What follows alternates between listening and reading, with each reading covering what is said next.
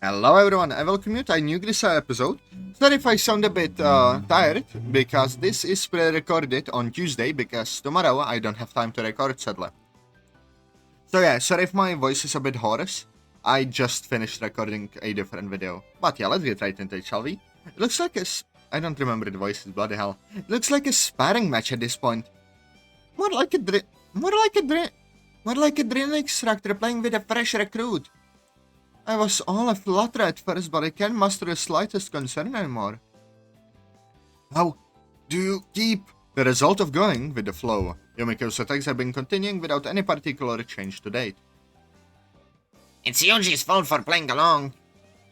Look, could you quit it already? Shut up! Ah!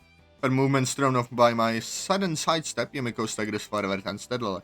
She tries desperately to regain her balance, resulting in a ridiculous pose in strong contrast with her usually haughty demeanor. Michiro lets out an involuntarily giggle at the spectacle. She instantly pierced by Yumiko's furious glare. Sorry. What a vimp! Ignoring Michiro, she cowers behind her desk. Yumiko restores himself to the classroom in a towering rage. There she goes! It feels like we've been watching reruns for a while now. No, scary. What's with the glare? I can't even move when she does that. Chiru will be paying for that one in blood. Give me that machina. Don't worry. Oh, that's a good voice. Don't worry, this will be fun. For who? Scenes like this one were familiar by now, with the exception of Michiro. Everyone seems perfectly calm. If this little routine doesn't bother them, as a directly concerned party, it's problematic. Hey, Amane. In response to my call, she points to herself with her index finger, silently asking me. When I nod, she approaches in her usually pointlessly sexy way. What's up? Exhausted from her play fighting with Sakaki-san? Finally seeking comfort in my bosom. Would you want that sort of sex worker-style treatment? If Yuji-kun asks nicely, I might not mind it every once in a while, ayo. I'll be sure to keep that offer in mind, but that's not what I need today. Okay, so what then? You've known her, Yumiko, for a long time, right? Well, I've certainly known her for a little longer than the others have, but... Any ideas about the reason she's rejecting me this intensely? Sorry, I don't know, that's kind of how she is, you know? To be honest, I haven't had many chances to talk with her except about particular stuff. I see. You did just get here, so maybe I'll gradually be able to talk to her, but at the moment I'm practically still at the default state with her myself. Certainly, Yumiko hardly seems the type to open up and reveal herself to someone just because they've known each other a while. I guess I'll have to find a solution myself after all. Thanks anyway, let me know if anything comes to mind. With those words, I move to exit the classroom. If Yumiko's rejection continues to take this form, I'll have no choice but to ask the principal's advice again. At the moment I open the door and prepare to leave, maybe she doesn't see as one of us. I stop at the sound of Mane's voice. Yuji-kun, you came in here from the outside. She might be thinking of you as an intruder because of that. She's saying the same things as the principal, huh? Does it feel that way to you as well, Amane? Not at all. I'm your fervent supporter, Yuji-kun. It's a little hard to take it seriously given the flow of this conversation. I think the war might end if you make her think of you as one of us. I return to the dorm and wander the hallways without any particular objective. Compared to shutting myself up alone in my room, it's easier to gather my thoughts. One of the group, huh? I recall Amane's parting words. It's easy for her to say, but actually getting that island of a human being to recognize me as a friend seems next to impossible. First of all, we're not even on speaking terms yet. Oh, this late already? The sun is sinking below the window frame, casting shadows along the hall. About time for me to return to my room. Guess I'll try talking to her tomorrow. I scratch my head as I turn toward my bedroom. The sound of my slippers echoes roughly in the hallway. Yumiko might have her own set of internal rules, since she hasn't tried to attack me even once while inside the dorm. It's not that I was particularly off my guard as a result of this assumption, rather it was probably because it happened at this particular time of day. Which I would reflect to myself later. The evening, a hallway in the dormitory lit by the setting sun. At the flash of trusting light, I react instinctively and grab her arm firmly. Okay, that was the most manly fucking groan I could have done. With her arm captured, Kimiko's face stiffens. The box cutter blade still extended, rattles around at her feet, turning in circles around the handle. Trying for the element of surprise, Yumiko's expression changes from shock to fear. That's what tips me out that I'm not wearing my peaceful face. Sorry, it was sudden so I couldn't hold back. I didn't want to frighten her. I thought I could play the normal student. I wanted to convince myself that I could. Look, Yumiko, still gripping her arm, I look into her eyes and speak. I'm not your enemy. Yumiko's expression betrays uncertainty. For just a moment, but just as quickly it settles back into her customary mask. But it doesn't look like you're convinced of that yet, so let me say one thing. Raising her arm, I pick up the box cutter lying in front of her feet. Carefully retracting the blade, I hold it out to Yumiko. I won't cause you harm, and I won't pry into your business either. That's a promise, so stop this. It's pointless. Observe me and reach your own conclusions. If I'm lying, you can always try stabbing me again. Stumbling, Yumiko retreats a single step. Bye. Turning around, I return to my room. Normally, Yumiko would seize such a chance to attack, but something is different now. Her elongated shadow is still, and the hallway is silent except for the small sound of her breathing. After a day, Yumiko's attacks came to an abrupt halt. The scenes of sudden violence disappeared from our classrooms and hallways. Although Amane barraged me with questions about the abrupt change, it wasn't really something I could talk about. I vaguely deflected her interest. If I can use this as an opportunity to slightly improve my relationship with Sakaki, it's very welcome from the perspective of my normal campus life. Ah, yo. As usual, to call Yumiko's behavior when we come across each other curt would be an understatement, but at the very least, judging from the clearly different way she's looking at me, her observation period seems to be ongoing. I want to ask you something. Unless it's about my weaknesses, I'll answer. That was the question. That's a shame. Come up with something else. She occasionally talks to me like this, but instead of friendly chats about our lunch plans, we have investigative inquiries and careful negotiations. Even so, I suppose it's a considerable improvement over outright bloodshed. I'll find your Achilles heel someday. Is that your idea of social interaction between classmates? I haven't acknowledged you as my classmate yet. Right then. I open my hands and exaggerated American-style shrug. Well, good luck to you, Yumiko. I think it's time to leave before she starts probing any further. Look, stop calling me by my first name already. Seems like she's hung on that point. After those events, I've been intentionally addressing Yumiko by her first name. The family name would actually be more appropriate here, but I've got a bit of a reason for doing this. Says the woman who's never referred to me as anything but you. Even so, that doesn't mean you get to start addressing me however you please. So you're saying as classmates you should both use last names. Because expression clearly reads, oh crap. What makes you think I'm going to address you as my equal? Isn't that the starting point of building a cordial relationship? Even so. Alright, in that case, I'll take our friendship to the next level by making up a pleasant nickname for you. You can do the same for it. It might be a little early for that, so I propose starting with last names. Yumiko hesitates briefly, but before long she opens her mouth stiffly and in a tight voice. Best regards, Kazami-kun. After speaking those words with a cramped attempt at a smile, she stalks off. Yeah, best regards, Sakaki. Thus, after great hardship, I finally succeed in establishing an absolute minimum level of communication with my fifth classmate. Seems this student life thing is pretty rough in its own way. Indeed it is.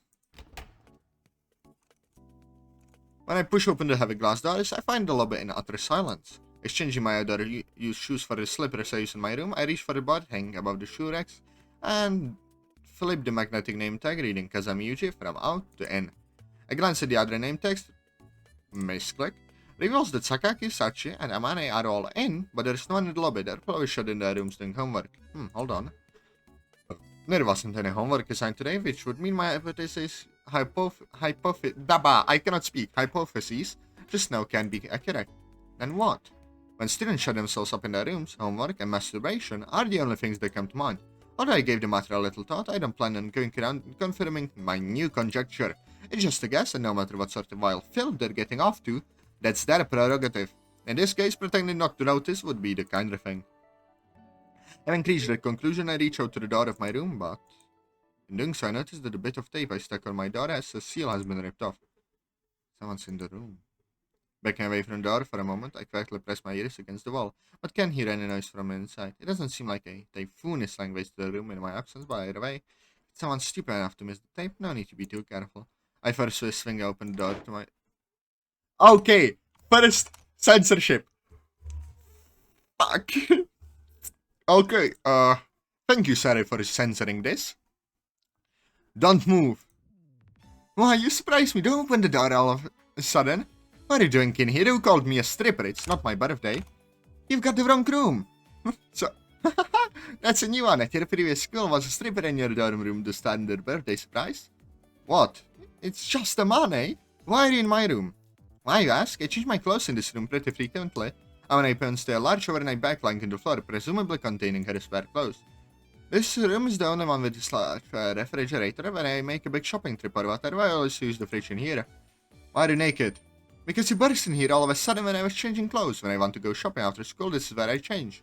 You got your own room, right? It's on the second floor. Too much effort. When I was in grade school, I had friends who throw their bags by the door after school so they could get back outside faster. I guess her brain works on the same level. So, mind if I finish changing?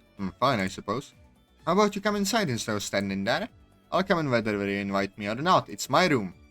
I'll walk into the room, hold a glass under the faucet in the sink, and fill it with tap water. Hey? What?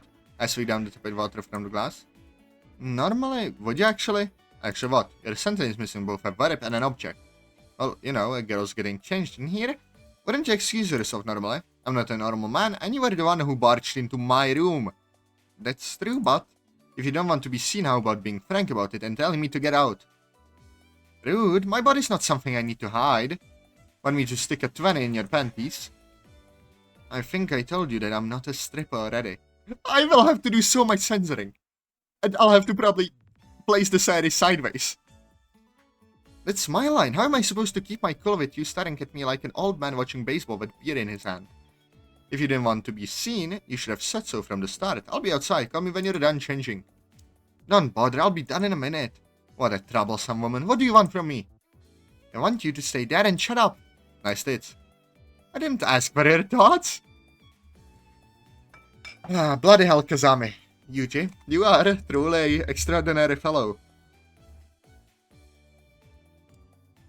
Returning my empty glass to the sink, I turn back on Amane for a moment, breaking into my room as she pleases, throwing her tits around as she pleases, and then getting pissed at me as she pleases. I don't have any real obligation to be considered someone like that, but well, this kind of thoughtfulness is what keeps society moving smoothly. Bloody hell. Hey, Yuji-kun? What? You seem a pretty used to woman. Do you have an older sister or something? Well, I did have one. Okay, I need to figure out how to do this in the DLC. This is really cool. I'll try asking around, because I really like this. Because I might use this for, like, DMC's expressions. It would be a super huge pain in the ass to code. So, yeah, you might get even bigger delays on any series I make, but it would be really cool. You had one, meaning you don't anymore. She's dead.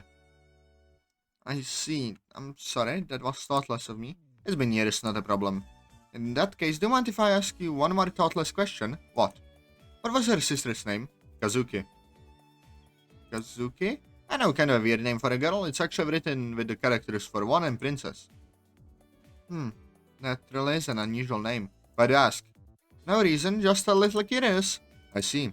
My sister is a topic I'd prefer to avoid as much as possible. Not because it's too painful to remember her death, or anything sentimental like that. I just don't want to get in a heavy mood for no good reason.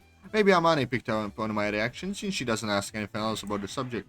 Although she's a troublesome, selfish woman, I can also appreciate the part of her. Thanks for waiting, I'm done changing. It wasn't really waiting. Well, what do you think? Now look, Amane is wearing a pointlessly skimpy outfit. And if it's this summer, this is a bit over the top. You make such exposure and your breasts are barely staying in that thing. It's fine, I've got the goods, so it would be a waste of resources not to show off a bit. A waste of resources? When I wear this to the shopping district, for some reason, everyone throws in a lot of freebies. This woman's trying to disrupt the economy of the shopping district via her dates. What's supposed to mean? Nothing at all. If you're done, hurry up and go. The dirty old men in the shopping district are clutching their 20s in anticipation. Right you are, let's go then. As she speaks, Amane grabs my arm like a border patrol agent seizing an illegal immigrant from Mexico. I love Grisaia's dialogue. It's really funny. What are you trying to pull? Get off. Come on, let's go shopping together. Why do I have to come? I'm buying 10 kilos of rice today, so you're going to help me carry it. If you don't rope me into this with that huge body, 10 kilos shouldn't be an issue. But so I thought by courteously then put into words. We are dealing with a woman here, technically speaking. In the first place, she's only large for a woman. I'm 5 or 6 centimeters taller. I guess Amane is getting sick of me staring at her silently like she jerks me closer by the arm she's grasping. I let you see my breasts. A little shopping isn't exactly a bad trait, is it? I don't remember asking to see her breasts. This woman's logic is completely incoherent. It's just me, but this isn't roughly equivalent to the way the Gestapo would arbitrarily execute Jews and then send their family a bill for disposing of their corpse. But you look dissatisfied. If just a look isn't enough, want to squeeze them? Just light massage, mind you. If you think a flesh of your tits will make any man do your bidding, you've got another thing coming. Come on now, you have anything better to do? We didn't have any guys at the school before, so all they have a labor went to me, you know. Don't you feel some pity? When you get a physique like that, I think it's probably inevitable. I look forward to making you change light bulbs for me. Well, let's go! As she speaks, Amane entwines herself around my arm, pushing her famous breasts onto me. Hey, you might not guess it, but I'm the daughter of an old school respectable family. Well, right, the price for seeing me naked would be a shotgun wedding. The fact that I just spent a good second thinking about anti-helicopter mines is frankly completely ridiculous. But the world has been seeing like an extremely ridiculous place lately. No point getting too down on myself. Fine, you just need me to carry your ice, right? That's the spirit. You should have just said yes from the start. You'd have won some points for sweetness. I heard it's better not to be loved by God or big women if you want a long life. From who? Just a joke. Let's get going already. Hey, jeez, wait up! Let go of my arm. I don't need you cling all over me. It's stifling. You know, you like it. What's this? Yuji-kun, you smell kinda nice. You wearing cologne or something? Don't press your nose against me and snuffle. You're not a dog. Oh! Honestly, killing some rice isn't really that big a deal. But if I had agreed from the start to say most of the effort of resistance, it's easy to see she'd take that as a license to push increasingly unreasonable requests on me. If you're smart, you start rejecting people's requests at 80% of your real tolerance level. Women's shopping methods can be broken down into 2 patterns. Type A throws anything that catches their eye into the cart, whether or not she has any need for it. Type B deliberates endless lower cost efficiency even when she has a pressing need, and ends up buying nothing. My impression of the woman named Amane, probably influenced by her large build, was that she was likely the careless sort who'd follow the former pattern. But apparently, I'm not much of a judge for these things. Okay, shall we hit the green grocer next?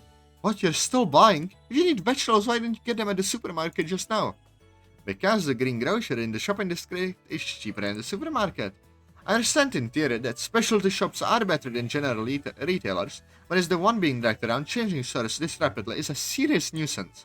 Because Amane mentioned she wanted to buy oolong tea, I'd reached out for a 2-liter 158 yen bottle at the supermarket, only to have her slap my hand lightly away. In other words, don't buy that here, get tea packets at the drugstore and you can make 55 liters for 80 yen. Or something. And so I ended up following her to the drugstore as well. My mouth hurts. Excuse me. Some carrots and onions, please. Oh, if it isn't Amane-chan, you're cute as always. Aren't I? Hey, how about a little bonus? I won't tell the wife. I can't beat Amane-chan. Alright, I'll try a pack of strawberries. Yeah, I'm so happy, really. That's the deal just for Amane-chan, so don't tell anyone, okay? You're the best. Maki and I really love strawberries, you know? Come to mention it, Maki-bo isn't with you today, what's up?